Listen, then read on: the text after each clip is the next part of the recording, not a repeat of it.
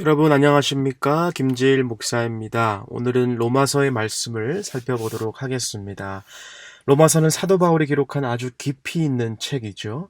어렵기도 하지만 그러나 한편으로 우리의 신앙과 그리고 신학을 잘 정리할 수 있는, 다시 말해서 이론적인 뿐만 아니라 실천적인 적용의 부분까지 아주 세밀하고 깊이 있게 다루는 책입니다. 오늘 이 100의 순서가 로마서 8장이라고 되어 있는데요. 그동안 사도 바울이 강조했던 율법의 역할, 율법이 있기 때문에 우리는 죄를 발견할 수 있고, 그래서 율법 아래 연약한 우리의 모습을 발견한 우리는 더욱 그렇기 때문에 하나님을 찾을 수밖에 없는 존재이다라고 이전에 7장에서 설명했는데, 그러나 오늘 8장의 내용이라고 한다면 그 율법만으로는 부족하다는 것이죠. 결국 무엇이 해답인가? 오늘 본문 1절은 이야기합니다. 그러므로 이제 그리스도 안에 있는 자에게는 결코 정죄함이 없나니.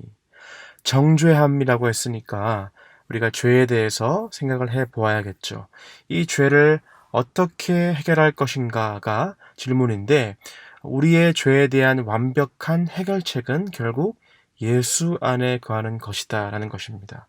예수 안에 있는 자에게는 결코 정죄함이 없나니 라는 것이죠. 그래서 3절과 4절은 덧붙여서 설명합니다. 제가 읽어보겠습니다. 율법이 육신으로 말미암아 연약하여 할 수 없는 그것을 하나님은 하시나니 곧 죄로 말미암아 자기 아들을 죄 있는 육신의 모양으로 보내어 육신의 죄를 정하사. 율법이 육신으로 말미암아 연약하여 할 수 없는 그것이라 그랬습니다. 율법이 할 수 없었던 일들이 분명히 있는데, 왜냐하면 우리의 육신이 연약하니까. 그런데 하나님이 그 아들을 보내시니까 해결이 됩니다. 그 아들 예수 안에 우리가 거하니까 어떻게 해결이 됩니까? 결코 정죄함이 없나니. 여러분, 이 두 단어, 결코 정죄함이 없나니라는 이 짧은 구절에 그리스도인이 된 우리의 신분, 정체성이 담겨 있습니다. 결코 정죄함이 없나니 완전한 용서이죠. 이것은 어떤 의미로 잠깐 우리가 기도해서 그 순간에만 용서받는 것이 아니겠습니다.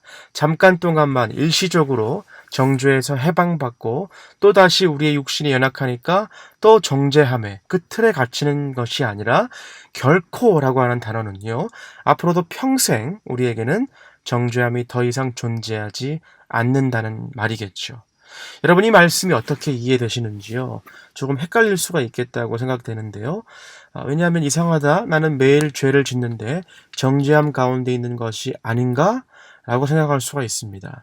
맞습니다. 우리는 죄를 짓는 연약한 존재이죠. 그러나 이 말은 법적으로 정죄함을 받지는 않는다는 말입니다. 이것이 무슨 뜻일까요? 이 말씀에 대해서 마틴 로이드 존스 목사님은 이렇게 설명했습니다. 하나님을 믿지 않는 사람이 있고 믿는 사람이 있는데, 이 두 사람의 범죄함의 성격이 서로 다르다라고 하는 것이죠. 하나님을 믿지 않는 사람과 믿는 사람, 이 두 사람의 범죄함의 성격이 다르다. 믿지 않는 사람의 범죄는요, 마치 국법을 어긴 사람이다라고 설명했고요. 그러나 우리 믿는 사람, 그리스도인의 범죄는 결코 정죄함이 없다고 했지 않습니까? 그래서 우리는 국법을 어긴 것은 아니지만, 그러나 우리의 범죄는 마치 아내나 남편의 마음에 상처를 준 것과 같다라고 표현했습니다.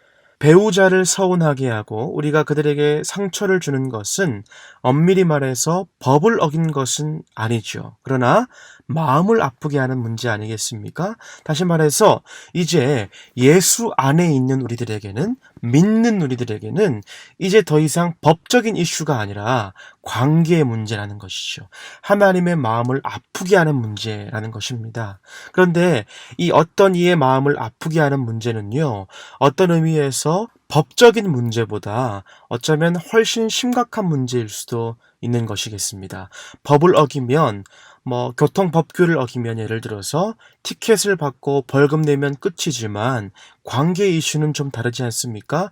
좀 더 복잡할 수 있고 쉽지 않을 수 있습니다.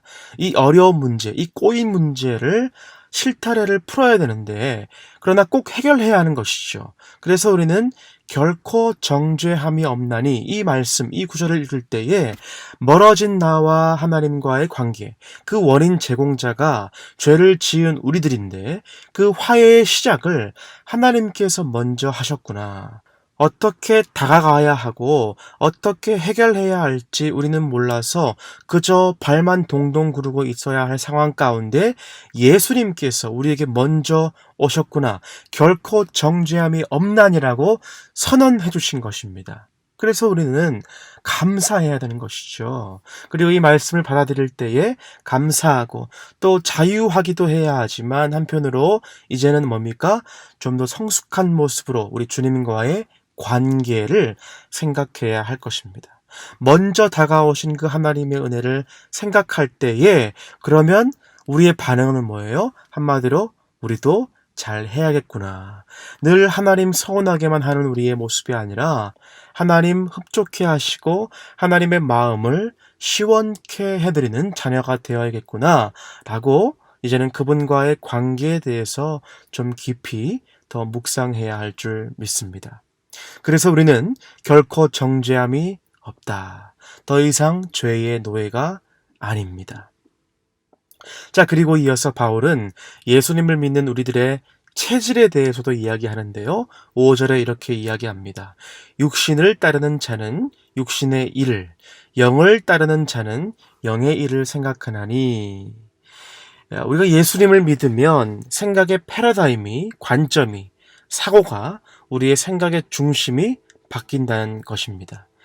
사람은 누구나 무언가를 생각하며 살아가죠. 그리고 우리 사람의 생각을 가득 채우고 있는 그것이 그 사람의 삶을 지배합니다. 바울은 바로 이것을 이야기하는 것이죠. 이제는 우리가 영의 일을 생각해야 한다. 육신의 일이 아니라 영의 일을 생각하라. 예컨대 우리가 어떤 일로 인해서 너무 큰 스트레스가 있어요. 근심이 있고 그런데 그 근심이 잠깐 머물다가 지나가지 않고 계속 그 근심이, 그 생각이 우리의 삶을 억누르는 것입니다. 도저히 어쩌면 생활이 안 될 정도로 근심이 충만합니다. 그렇다면 무엇일까요? 이 바울의 논리에 따르면 육신의 생각이 영의 생각을 초월한 상태라는 것입니다. 다시 말해서 여러분, 우리의 과도한 근심은요, 우리가 영의 일을 잊어버리고 있다는 것을 의미하겠습니다. 과도한 근심은 영의 일을 잘 생각하지 않는 것을 의미해요.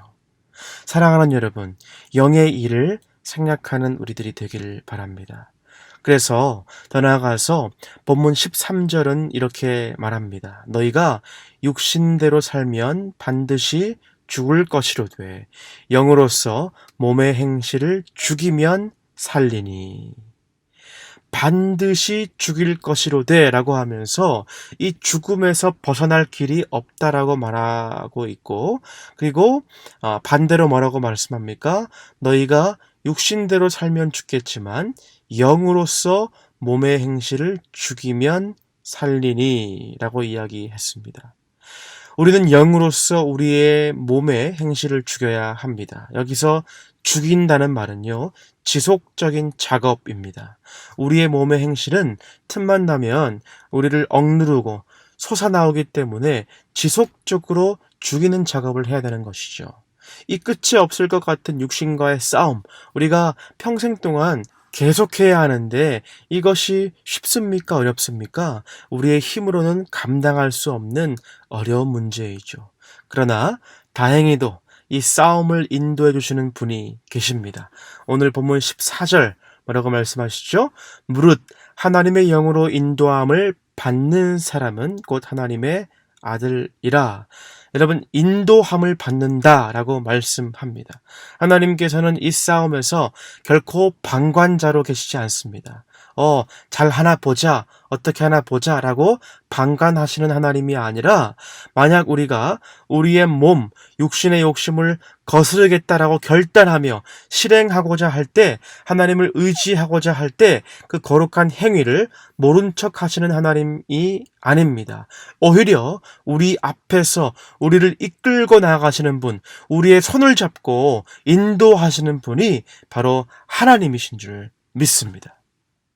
사랑하는 여러분, 우리는 모두 예수님을 만났습니다. 그래서 그 예수님에게, 그 하나님에게 아빠, 아버지라고 말씀하죠. 예수님을 만난 우리, 결국 오늘 사도 바울은요, 우리의 영적인 체질이 바뀌어야 한다. 우리의 시선이 이제는 영적인 것을 의도적으로 생각하라. 우리의 고개를 들어 의도적으로 우리를 창조하신 하나님을 바라보고 언젠가 썩어질 육신의 것에 매일매일 고민하는 것이 아니라 썩지 아니할 영원한 영적인 것을 생각하라. ESV 성경 보니까 이렇게 번역했습니다. Set your mind. 아예 우리의 마인드를 그렇게 set up 해 놓아라는 것입니다. 하나님의 영이 우리 안에 거하시기 때문에, 그리스도께서 우리 안에 거하시기 때문에, 하나님께서 우리의 아빠 되시기 때문에, 하나님께서 우리를 이끌고 나아가시는 분, 인도하시는 분이시기 때문입니다. 그래서 오늘 본문 10절도 고백하죠. 또 그리스도께서 너희 안에 계시면 몸은 죄로 말미암아 죽은 것이나 영은 의로 말미암아 살아있는 것이니라. 아멘. 우리의 육체는 비록 쇠약해지고 시들지만 영혼과 생각은 살아 숨쉬고 있습니다. 바라기는 오늘 좋은 아침 하루를 시작하시면서 결코 정죄함이 없다라고 하신 그 주님의 은혜 기억하시고, 주님과의 성숙한 관계로 말미암아 우리의 체질이 영원한 것에 집중하고 그것에 감사하고 기뻐하시는, 그래서 우리의 그 정체성을 날마다 확인하시고 저 여러분 생각이 하나님의 것으로 가득 채워져서 살아 숨쉬는 오늘 하루 되시기를 주님의 이름으로 축원드립니다. 기도하시겠습니다. 사랑의 주님 감사합니다. 오늘 아침에도 말씀으로 우리를 돌아보게 하시고 우리의 정체성을 확신케 하시고 더욱 하나님을 의지할 수 있도록 은혜의 말씀을 주시니 감사를 드립니다. 육체의 욕심을 따라 살아가던, 그리고 죄악 가운데 있었던, 어떻게 그 주님과의 관계, 그 실타래, 복잡한 실타래를 어떻게 풀어나가야 될지 몰라 발만 동동 구르고 있었던 우리의 인생 가운데 찾아오셨어. 하나님, 하나님의 그 숨결로 오늘도 생명의 삶을 살아가게 하시고 근심 걱정을 훨씬 뛰어넘는 영의 것들로 저희들의 마인드가 셋업 될 수 있도록 오늘도 우리와 함께 동행해 주시옵소서. 모든 사망과 죽음의 권세를 이기신 우리를 위해 죽으시고 부활하신 예수 그리스도 이름으로 기도드립니다. 아멘.